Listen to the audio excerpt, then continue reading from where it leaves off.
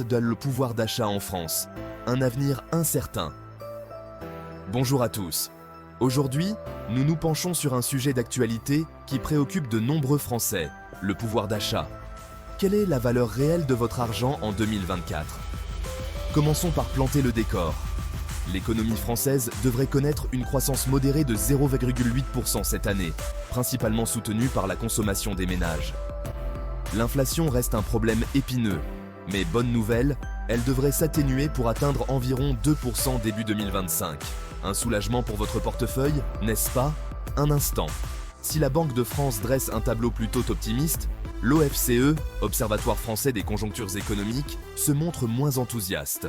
L'organisme prévoit un ralentissement de la croissance à 1,1% cette année et une chute à 0,8% en 2025. La raison principale? Des politiques budgétaires restrictives qui pourraient freiner l'expansion économique. Parlons maintenant du pouvoir d'achat. Les salaires nominaux devraient augmenter plus rapidement que les prix, ce qui devrait en théorie renforcer le pouvoir d'achat. Mais voici le hic. L'OFCE a une opinion divergente. L'organisme prévoit une baisse du pouvoir d'achat malgré un rebond de la consommation stimulée par des politiques monétaires plus souples. Un peu déroutant, n'est-ce pas? Cela montre à quel point l'avenir économique peut être incertain. Approfondissons le sujet. Depuis 2017, les ménages français ont généralement vu leur pouvoir d'achat augmenter progressivement, mais ce fut des montagnes russes. L'écart entre les plus riches et les plus pauvres s'est creusé, alimentant un sentiment d'inégalité. Les politiques redistributives ont apporté une aide, mais elles ne constituent pas une solution miracle. Alors, que faut-il faire? Les experts affirment qu'une approche multidimensionnelle est nécessaire.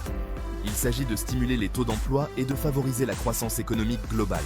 En créant davantage d'opportunités d'emploi et en stimulant l'activité économique, la France peut ouvrir la voie à une société plus inclusive et prospère.